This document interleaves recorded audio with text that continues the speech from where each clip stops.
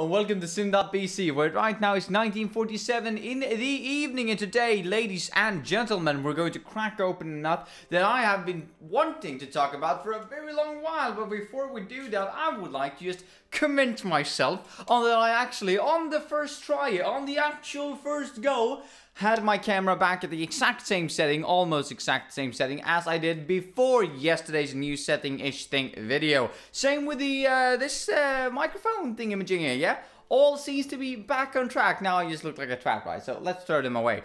Just a thing, if I seem to, sneeze and stuff, or I seem to be a bit dozing in and dozing off, that's because there's pollen in the air. There's pollen everywhere. It's bloody pollen every damn where. And the reason for this is because it's been like the record in Sweden or something in this area about how warm it has been for the longest amount of time without it actually being any rain. It's crazy, actually. Now, I don't know if we officially beat any records, and you shouldn't take this as an official statement of we beating any records, but yeah, it's been bloody warm over the last couple of weeks. It's been terrible. But yeah, you shouldn't complain about the weather, now should you? Anyway, mates, anyway, we're moving into it. We're moving straight into it.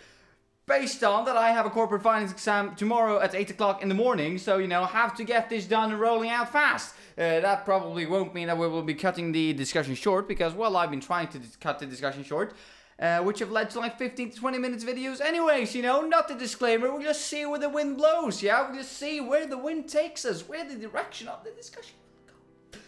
So, what is this juicy thing that we will crack open? Well, it's still social convention. We haven't moved past that. Sure, we have been moving away from political correctness because we kind of finished it. If you ever can finish it. Is it political correct to say that? And here we're starting again.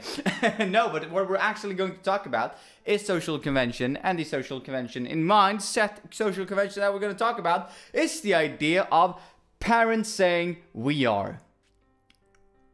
I bloody hate it, yeah? So I'm just gonna state my opinion about this, even before we actually dig a bit deeper into this entire aspect. I absolutely bloody hate this statement, because I think that it spawns more problems than it solves societal structuring issues, yeah?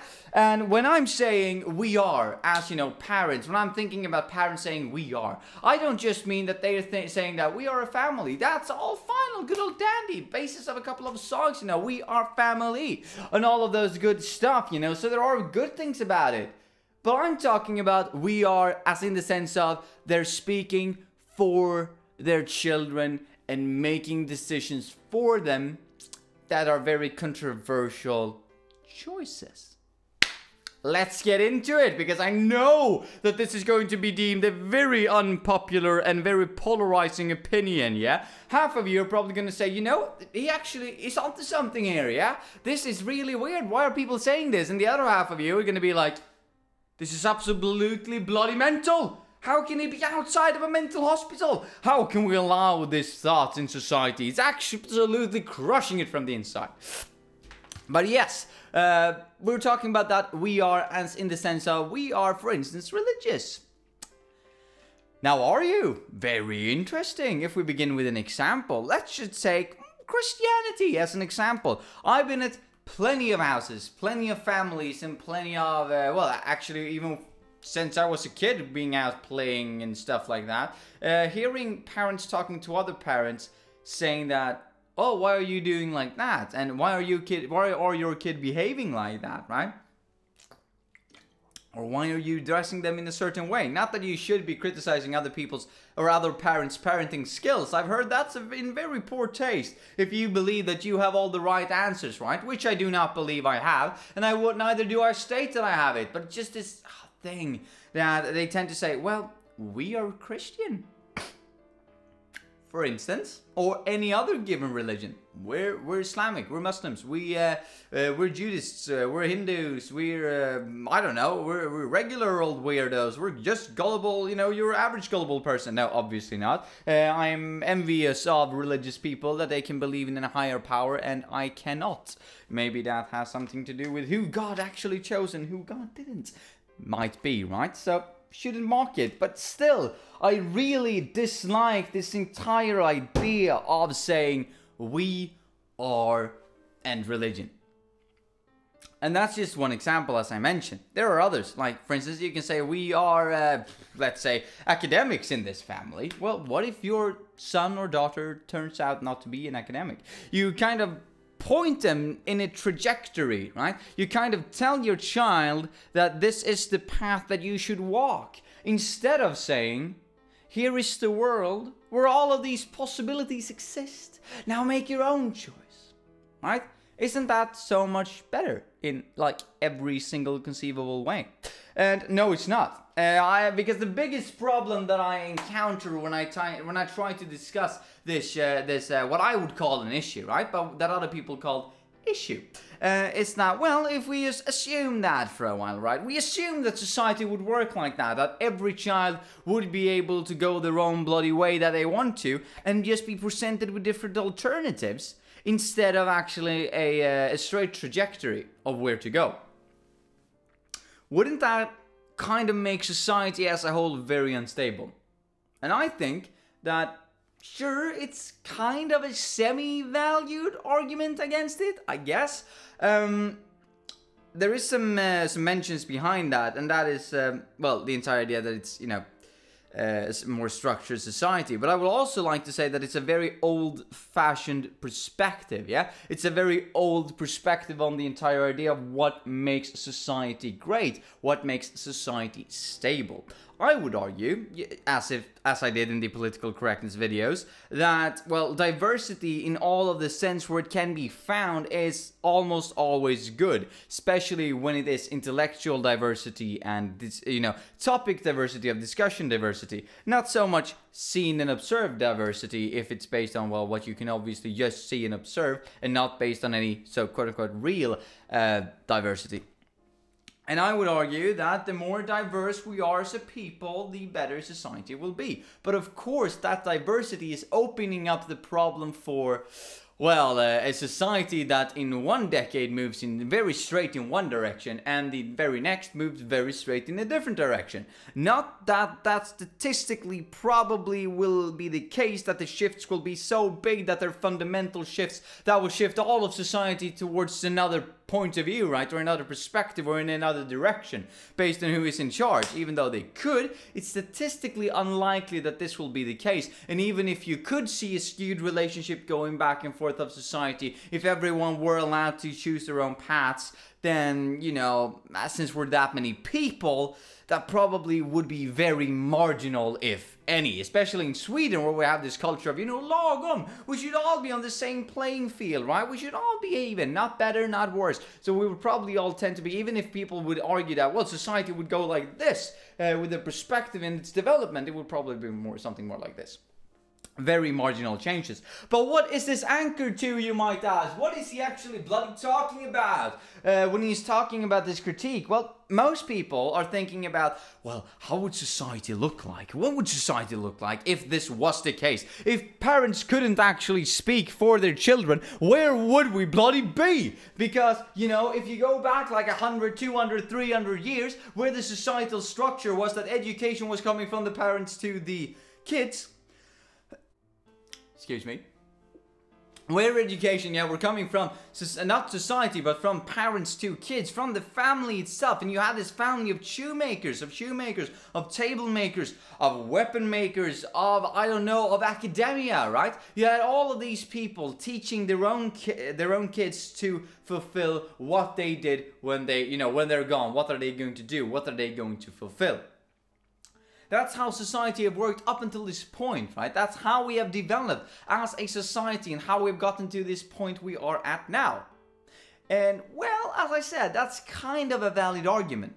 The valid part being historical perspective. Sure, it has been like that, and that is how society most likely have developed into a stable structure, because everybody knew we go to the Johnsons if we want our shoes made, right? We go to the, let's say, we go to the Thompsons, or whatever, if we want to get our swords made or something. It kind of creates a structure in a society where information distribution is not easily accessible, nor is, well, where information, rather, isn't easily distributed or accessible by the public.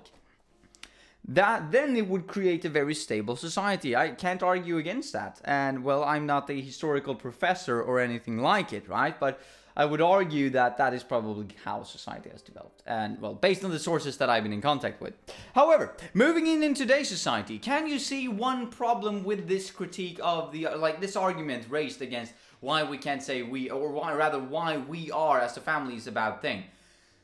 Let me just point your eyes, right? Let me just divert your attention to one of these. A phone. And not just a phone. We're not just talking a regular old mobile phone like in, what, the 80s, the 90s? No. We're talking a smartphone. Something that has the internet in it. I mean, we're talking like a small supercomputer in my hand. Or what was defined as the supercomputer just like 1 or 2 decades ago, I would argue even 1 decade ago, this would be a supercomputer in comparison to what we actually came to know.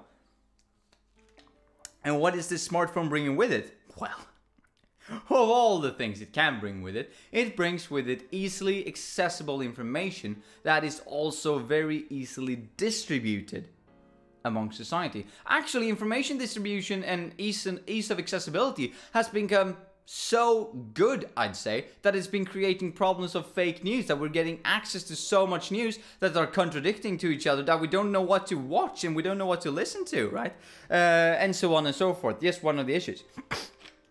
But that entire perspective, you know, with information redundancy in its sheer amount, kind of disproves this critique of society would be unstable if every kid were allowed to choose what they want to do and not be forced by their parents to do what they want to do.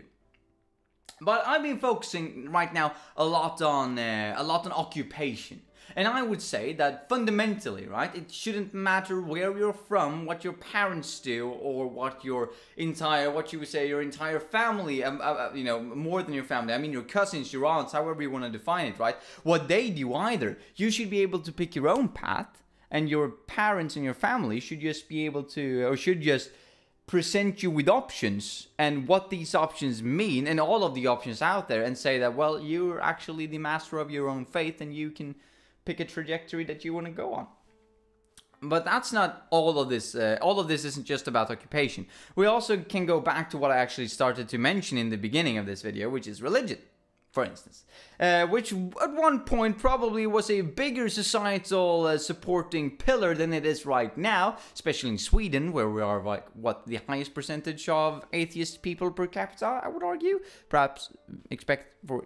Anyway, we're like at the top there. About like a country that is considered to be religious, yet have that many atheists in it. Which, and we also have kind of a stable democratic political structure, I would argue. Even though I've been criticizing the political structure of my own country before, it's still very good. And we criticize it to make it become better. And just the fact that we can actually criticize it, and that doesn't make the entirety of society, you know, destabilize, is a huge compliment to our society and structure as a whole. So I think that we have a very good political structure, even though we have that much, you know, what should we say, atheists and religious people, and so many different religions within Sweden as we do. Even if some are overrepresented, quote unquote, and others are underrepresented. Yet again, quote unquote, but probably more likely that some of them are underrepresented. And we still have this, what you would say, stable political structure. Now, what I'm trying to say with this is that if you for instance is looking at the political view again, or sorry, the historical view again, you can say that, well, people said, or whatever, society tried to educate people to be of one set religion because of, yet again, probably information distribution and hindrance of how much information could actually go around, which kind of created a religion monopoly in whichever country they were kind of operating in, and that led to wars and so ever and so forth. Probably not only that, but you know, amongst other things. So people will probably say that, well, in order for society to be more stable, in order for society to be more structured, we want our parents to teach their kids of the religion they're at, because that will create a more stable family, everybody will be in unison, and that will create a more stable society, especially if everybody is part of the same religion, and so on and so forth. However, as I recently mentioned, Sweden is one of the countries with a lot of atheists and religious people and different religions in it, right? And we're still considered to be a very stable political entity, I would like to argue. Now, I might be biased because I'm living in the country, but I would say that we have a fairly stable political structure, given the state of the people that are in it, or actually disregarding the people that are in it, and even considering the people who live within it, and all of the different populations and people, and what you would say, well, people who are different kinds of people who are represented within the entire Finnish population. Which I think is awesome. Which is also an argument, I would argue, in my case, for why this "we are" mentality should be shoved away and hidden somewhere, destroyed, burned, and never taken up again. Because imagine if a kid is being raised, right, in the mentality of I'm going to become a shoemaker and I'm Christian. And then they go out into the world, right? They're being raised like this until they're 18 or something. Let's just take a number, right? We're picking a number, 18, 20, something like that. And then they move out into the world. And they're being told by society that you can be whatever you bloody want. That is not exactly the same as saying you can now be whatever you want just because we told you can be whatever you want, because you've been raised for 18 or 20 years believing that you are one specific thing, and this will hinder you from actually adapting to society as a whole. Or rather being adapted and actually picking up what you think that you actually believe you are in society, and actually fulfilling your potential of the person that you are. So, I was recently told that there are just a few things that you shouldn't judge a person by, and those are the things that they can choose. And for instance, amongst those things were sometimes occupation, but most times not, because that is such a, what you would say, a free opinion right now, that you can pick whatever occupation you want to, and you can pursue whichever occupation you can as well, at least within the, you know, I'm probably limiting my reasoning to Sweden right now. But what they did say was that their nationality, you can judge them by their nationality because they can choose where they're born. And I'm like, sure, makes sense.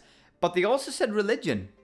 They can't choose which religion they're a part of. And I'm like, well, technically no. Because they've been raised in a, or rather technically yes, that is true. You shouldn't judge someone by the religion. You should never judge someone by the religion, right? Well, maybe if they're fanatic about it, but not based on the group, like the religious group, but based on how they're interacting with it, maybe. But you shouldn't judge people, right, preemptively, because you can't change your religion, was the kind of argument. And I'm saying, like, scratching my head, standing there and thinking, like, but you are allowed, and technically, yes, you are allowed to change your religion if you want to, and you can change it if you want to, especially in Sweden, yet again. However, as I was mentioning before, if you've been raised for the first 18 to 20 years believing that you are a specific person, and then society is telling you you can be whoever you bloody want, and we encourage you to be whoever you want, chances are you're probably going to be sticking in the same terms that you've been whilst growing up. That's why I think, and that's why I believe, the conclusion of this little video, probably a bit forced because it was semi-unstructured, I would argue, as all of my videos, you know, that raw footage on my opinions, if you're still here, and the conclusion is that I believe that all parents should be "we are," as in me and my wife, or me and my husband, or husband and husband, wife and wife, however you want to say it, right? Political correctness all over the world, and I would just, you know, that particular statement I would like to support. And say that, well, we are, but our kids are not. They can choose for themselves. We're presenting them with all of the opportunities out there. And then when they're 18, 20, whatever, when they're, you know, their own person, or seen by society as their own people and responsible for their own actions, that's the time when they can actually make a choice of what do you believe that you are. Now you can be, you know, you could be religious even before that, I guess. But it should be your choice as a child, not your parents' choice for you. Even though they could probably influence you in many ways and teach you how to adapt to society, I would argue that the way you fulfill your adaptation to society, you should be able to move and, you know, do all by yourself. Which I don't think is the case at the moment. Anyway, I have like 3 seconds left on the DSLR, so have a nice one, mate.